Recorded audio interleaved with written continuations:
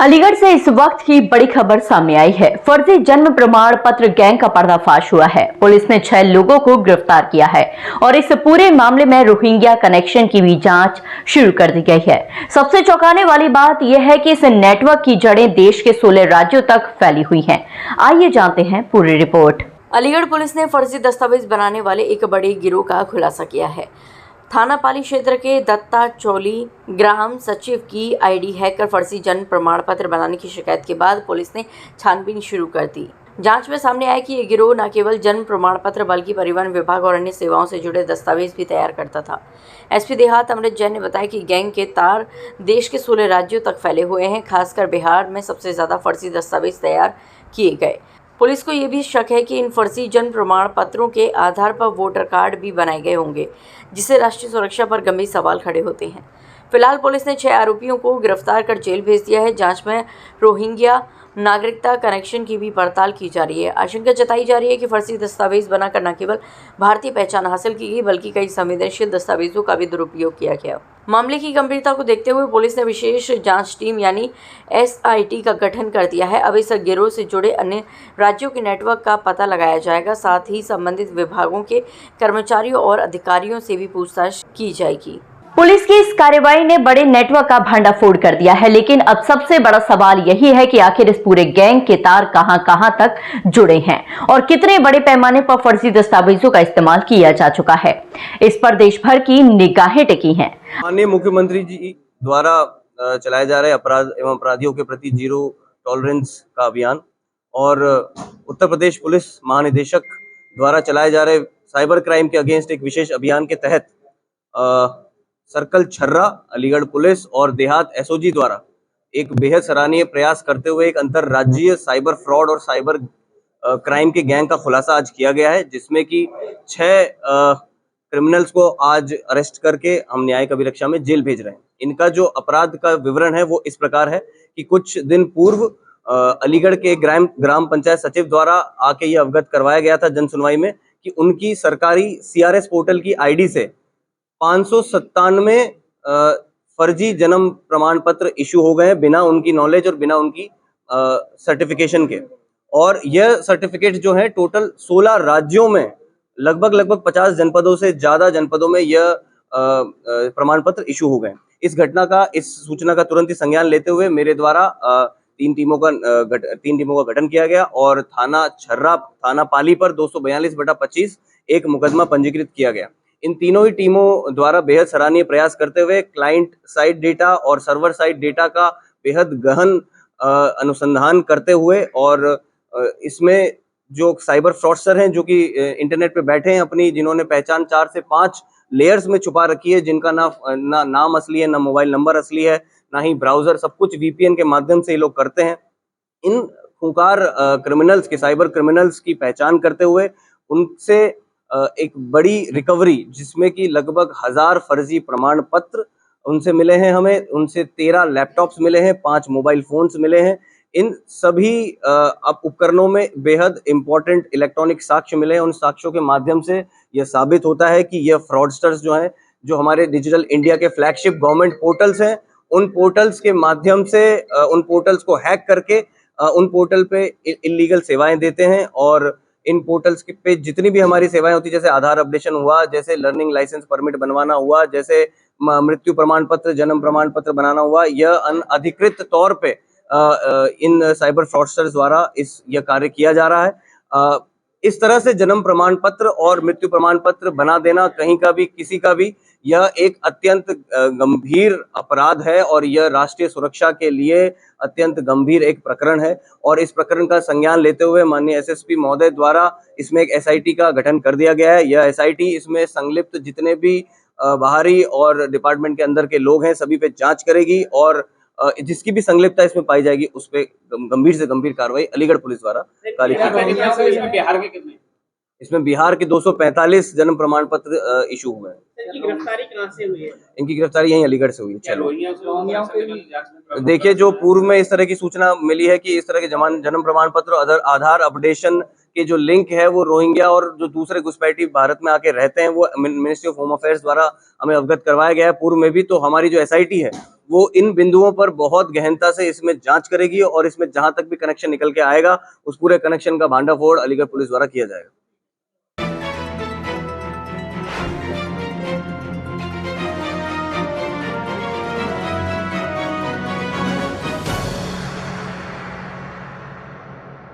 Agra police को मिली बड़ी सफलता। थाना डोकी ने किया खुलासा। अवैध हथियारों की फैक्ट्री का भांडाफोड़ कर मचा हड़कंप।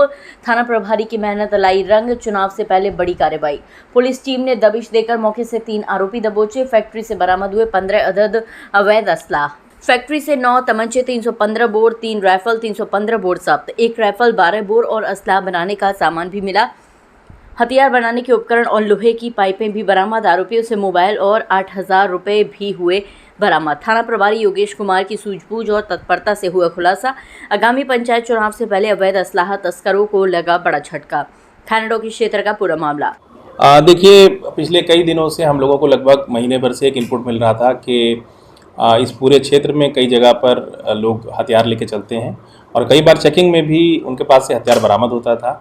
इसी को लेके लगातार सीपी साहब की ओर से भी और डीजी मुख्यालय की ओर से भी लगातार स्पष्ट निर्देश थे कि बेसिकली जो भी लोग इस तरह के काम कर रहे हैं उनको गिरफ्तार करना है। इसी क्रम में एसओ डोकी और उनकी टीम लगातार इस पे काम कर रही थी और कुछ दिन पहले इनको एक इनपुट मिला कि एक गांव जिसका नाम नरकाकर है, वहाँ पर एक अबैंडन्ड घर में एक तमंचे की फैक्ट्री चल रही है और उसी के क्रम में जब इनकी टीम ने पूरी प्लानिंग के साथ कई दिन के हार्डवर्क पे जब ये उस फैक्ट्री पे रेड मारी तो वहाँ से हम लोगों को 3 लोगों को हम लोगों ने गिरफ्तार किए, जिनके नाम सियाराम हैं जो कि मुख्य कारीगर है, सचिन पुत्र विभीषण और रघुवीर पुत्र नवाब सिंह हैं। ये 3 लोग वहाँ से गिरफ्तार हुए और इसके अलावा करीब 15 अवैध असलहा भी बरामद किया गया, जिसमें अलग अलग भिन्न भिन्न प्रकार के असलहे थे और 315 बोर के ये असलहे थे। कुछ राइफल्स भी बरामद हुई और काफ़ी सारा सामान जो कि इन अवैध हथियारों को बनाने में यूज़ होता है वो सबका सब बरामद हुआ है। इन लोगों को जेल भेजा जा रहा है और इनके साथ भी जो लोग हैं उनको वांछित करके उन पर भी अग्रिम कार्रवाई की जाएगी। देखिए, इसमें जो एक मुख्य मुलजिम है जिसका नाम जैसे मैंने बताया सियाराम है, जो कारीगर है, ये पहले भी ये काम करता था और 4-5 साल पहले ये एक अवैध फैक्ट्री बनाने के जुर्म में ये जेल भी जा चुका है और ये चूँकि बड़ा कुशल कारीगर है, अलग अलग जगह लोग इसको सप्लाई ऑर्डर देते हैं, फिर इसको जगह मिलती है और जगह मिलने के बाद फिर ये हथियारों का इस तरह से मैन्युफैक्चरिंग करता है। जिन हथियारों को ये तैयार करते थे उनकी सप्लाई ये कहाँ करते, कहाँ भेजे जाते थे? देखिए, चूँकि हमारा क्षेत्र जैसा कि पूर्वी जोन आप देखते हैं कि एमपी मुरैना से भी लगता है और राजाखेड़ा से भी काफ़ी एरिया हमारा टच करता है, तो न सिर्फ ये सारे हथियार इस क्षेत्र में भी कंज्यूम होते थे बल्कि राजाखेड़ा में और बाकी एमपी में भी ये हथियार जाते थे, जिससे अलग अलग तरह की घटनाएं की जाती हैं। जो अभी तक पूछताछ में हमारी चीज़ें निकल के आई हैं उसमें ये भी पता किया गया है कि ये जो अभियुक्त गण हैं ये राजाखेड़ा में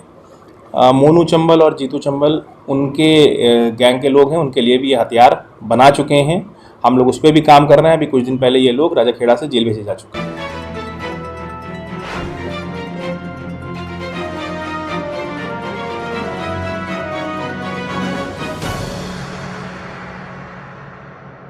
धीरेन्द्र शास्त्री के तिरंगा बयान के बाद हिंदू संगठनों में उत्साह। आगरा में मंदिरों और चर्चों, गुरुद्वारों पर तिरंगा लगाने की मुहिम तेज। तिरंगा लगाने के हिंदू संगठनों की महिला पदाधिकारी मीरा राठौर पहुंची जामा मस्जिद। पुलिस ने रोकने की कोशिश की लेकिन नहीं मानी मीरा राठौर। जामा मस्जिद का गेट बंद कर प्रभारी ने तिरंगा को स्वयं कराया भेंट। मीरा राठौर ने थाना प्रभारी मंटोला को तिरंगा करवाया भेंट। पुलिस और प्रशासन अलर्ट। जामा मस्जिद के बाहर सख्त सुरक्षा। तिरंगा विवाद पर आगरा में सियासी और धार्मिक संगठनों की सक्रियता।